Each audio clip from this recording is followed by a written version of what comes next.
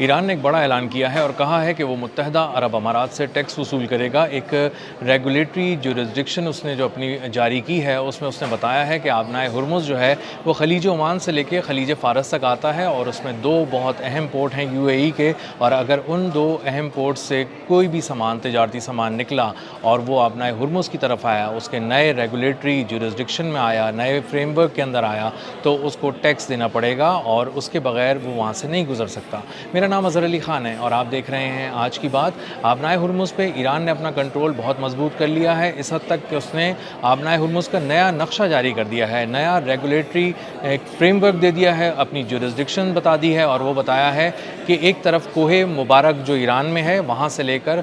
Fujairah port تک جو you اے ای کا پورٹ ہے وہاں تک اس کی حد بندی ہے، آبنائے ہرمز ہے، اور اس کے ساتھ ساتھ جو ان کا دوسرا ایک بہت اہم جزیرہ ہے قشم، وہاں سے لے کر القوین جو یو اے ای کا ایک پورٹ ہے، پورٹ سٹی ہے، وہاں تک انہوں نے اپنی جورسڈکشن بتائی ہے، ریگولیٹری جورسڈکشن، اور کہا ہے کہ اب ان پورٹ سے نکلنے والا کوئی بھی جو جہاز ہوگا، تجارتی جہاز ہوگا، جب وہ خلیج فارس یا خلیج عمان میں آئے گا تو وہ اصل میں ایران کے پانیوں میں آ جائے گا، اس کے انتظامی کنٹرول کے اندر آ جائے گا اور اس کے بعد اس کو وہاں سے گزرنے کے لیے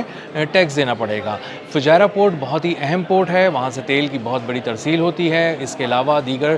جو تجارتی سامان ہے اس کی بھی بہت بڑے پیمانے پہ ترسیل ہوتی ہے، اور فجیرہ پورٹ پہ ٹیکس لگانے کا مطلب یہ ہے کہ ایران کے لیے بہت بڑی ایک آمدن کا ذریعہ کھل جائے گا اور یو اے ای کی ایکسپورٹس کو ایک دھچکا لگے گا، اس کی آئل ایکسپورٹس کو بھی دھچکا لگے گا، اور وہاں پر جو بھی ممالک فجیرہ پورٹ کو یوز کرتے ہیں ان کو خاصا اس کے حوالے سے دھچکا اس طرح لگے گا کہ ایک تو ان کو ٹیکس دینا پڑے گا، دوسرا ان کی پروڈکٹس بھی مہنگی ہوں گی اور اب وہاں پہ آنے کا خرچہ بڑھ جائے گا۔ اس لیے اب یو اے ای کے پورٹ جو ہیں وہ آہستہ آہستہ این ممکن ہے کہ ان کے لیے اتنے پرکشش نہ رہیں بہت سارے ممالک کے لیے جتنے وہ اب تک ظاہر ہو رہے تھے ان کے لیے، اور اب ان ممالک کی ڈپینڈنسی بھی ہو سکتا ہے کہ ان پہ آنے والے دنوں میں ہم کچھ کم ہوتی ہوئی دیکھیں۔ آبنائے ہرمز پہ جو ایران نے اپنا کنٹرول مضبوط کیا ہے تو کل انہوں نے ایک بہت ہی غیر معمولی قسم کا اقدام کیا ہے۔ کل انہوں نے 26 تجارتی جہازوں کو ایک فیس وصول کر کے آبنائے ہرمز پار کرایا ہے، اور یہ وہ جہاز ہیں جنہوں نے بالکل ایران کی جو بتائی ہوئی گائیڈ لائنز ہیں ان پہ عمل کیا ہے، امریکی ناکہ بندی کو یکسر نظر انداز کیا ہے، امریکہ سے انہوں نے کوئی رابطہ نہیں کیا آبنائے ہرمز سے گزرنے کے لیے، اور انہوں نے ایران سے بات کی ہے، اور ایران نے ایک اپنا ٹول وصول کرنے کے بعد ان کو اپنی حفاظت میں آبنائے ہرمز پار کرایا ہے۔ یہ کل کے 26 جہاز تھے اور آج مزید جو ہے وہ جہاز ایڈ ہو گئے ہیں اس میں، اور مجموعی طور پہ اب تک کوئی 30 جہاز ایسے ہیں جو آبنائے ہرمز پار کر چکے ہیں۔ اس کے علاوہ جو 3 بہت اہم جہاز ہیں وہ اصل میں سپر ٹینکرز ہیں۔ یہ سپر ٹینکرز وہ ہوتے ہیں جس میں خام تیل لدا ہوا ہوتا ہے اور 20 لاکھ بیرل ایک سپر ٹینکر میں لدا ہوتا ہے۔ تو اس طرح کے 3 بڑے جو جہاز تھے، سپر ٹینکرز تھے 3، وہ وہاں سے گزر چکے ہیں۔ یہ جنوبی کوریا تیل لے کے جا رہے تھے اور چین لے کے جا رہے تھے۔ یہ عراق اور سعودی عرب کا تیل تھا جو چین نے منگوایا تھا اور جنوبی کوریا نے منگوایا تھا۔ ان دونوں ممالک نے جب ان کے فی پے کی ہے، ٹول پے کیا ہے ایران کو، تو اس کے بعد ایران نے اجازت دے دی ہے ان کو کہ وہ آبنائے ہرمز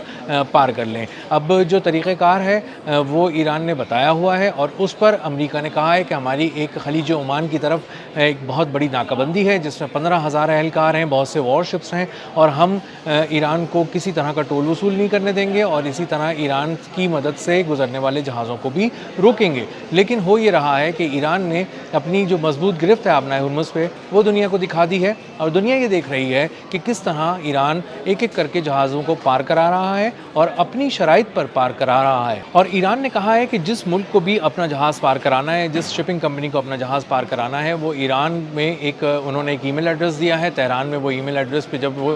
بھیجی جاتی ہے، ایک ای میل کی جاتی ہے جہازوں کی طرف سے، شپنگ کمپنیز کی طرف سے، تو وہ اپنا تمام ڈیٹا دیتے ہیں، کوائف دیتے ہیں اور بتاتے ہیں کہ یہ کس ملک کا جہاز ہے، کس پورٹ سے چلا ہے، اس کا ڈیسٹینیشن پورٹ کون سا ہے، کہاں اس کو پہنچنا ہے، اس پر کون سا سامان لدا ہوا ہے، اس پہ اسٹاف کتنا ہے، اسٹاف کے کوائف کیا ہیں، ان کی تفصیلات کیا ہیں، نام کیا ہیں، ممالک کیا ہیں، اور یہ سب چیزیں جب وہ اتنی تفصیل سے اپنی تمام چیزیں بتاتے ہیں تو اس کے بعد ایک کوڈ دیا جاتا ہے، ای میل کے جواب کی صورت میں وہ کوڈ آتا ہے، اور وہ کوڈ بتاتا ہے کہ کس طرح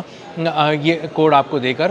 پاسداران انقلاب سے بات کر کے وہاں سے گزرنا ہے۔ جب یہ کوڈ پاسداران انقلاب کے ساتھ شیئر کیا جاتا ہے جہاز کے عملے کی جانب سے، کپتان کی جانب سے، تو اس کے بعد پاسداران انقلاب اسے اپنی حفاظتی تحویل میں لے کر ایران کے پانیوں سے اور اس کی جو ساحلی علاقے ہیں ان کے قریب سے گزار کر ایک محفوظ راستے سے گزار کر آبنائے ہرمز کو پار کراتے ہیں۔ اب حال یہ ہو گیا ہے کہ امریکہ نے کہا تھا کہ یہاں پر آپ کسی صورت بھی ہم یہاں سے کسی جہاز کو گزرنے نہیں دیں گے، لیکن اب معاملہ یہ ہے کہ اب جہاز کا کپتان خود ہی ایران سے رابطہ کر لیتا ہے، خود ہی بات کر لیتا ہے اور انہی سے کہتا ہے کہ ہم ٹول ادا کرنے کو تیار ہیں، اور جیسے یہ ٹول ایرانی کرنسی میں تقریباً $2 ملین یعنی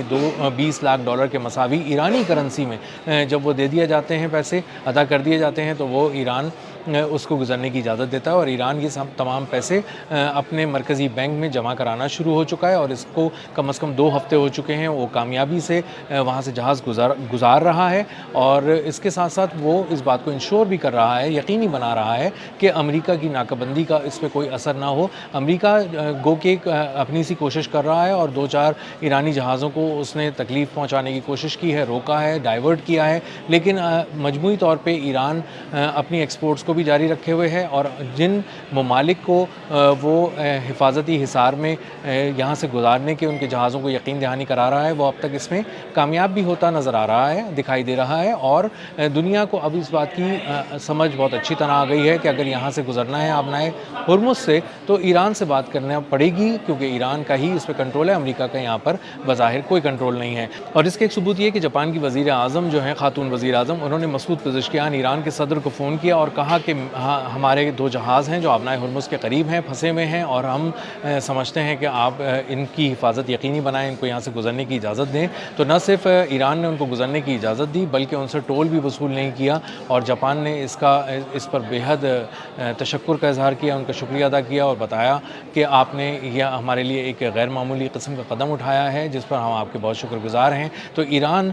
نہ صرف ٹول وصول کر رہا ہے، بلکہ جس کو سمجھتا ہے کہ وہ اس کے لیے سفارتی طور پہ ایک اہم ملک ہے، اور اس کو وہ سمجھتا ہے کہ اس سے ہمارے تعلقات کس نوعیت کے رہنے چاہیے، تو اس سے وہ ٹول بھی وصول نہیں کر رہا، اور اس کو گزرنے کی اجازت دی جا رہی ہے، اور بتایا جا رہا ہے کہ ان کو ایک اسپیشل ٹریٹمنٹ دیا جا رہا ہے، اور ان کو اہم ہونے کا احساس دلایا جا رہا ہے۔ تو پچھلے 2 روز میں 60 لاکھ بیرل تیل گزرنا، 3 سپر ٹینکرز کا وہاں سے گزرنا، 30 جہازوں کا وہاں سے گزرنا، آبنائے ہرمز کو پار کرنا، ایران کی مدد سے پار کرنا، اس کی اجازت سے پار کرنا، اس بات کا ثبوت ہے کہ ایران جو ہے وہ اپنی گرفت آبنائے ہرمز پہ مضبوط کر چکا ہے، نہ صرف مضبوط کر چکا ہے بلکہ ریگولیٹری جورسڈکشن کے تحت اس نے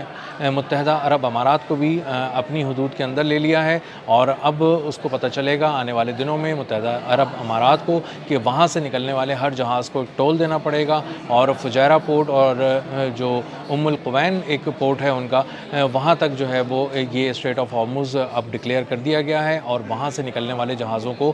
جب ٹول وہ ادا کریں گے تو ان کو اندازہ ہوگا کہ اب ایران کو متحدہ عرب امارات ٹیکس دینا شروع ہو گیا ہے، اور اس میں ایران اب کسی قسم کی رعایت نہیں برتے گا۔ اب تک کے لیے اتنا ہی، ملتے ہیں اگلے ولاگ میں کسی نئی خبر، نئے تجزیے اور نئے زاویے کے ساتھ۔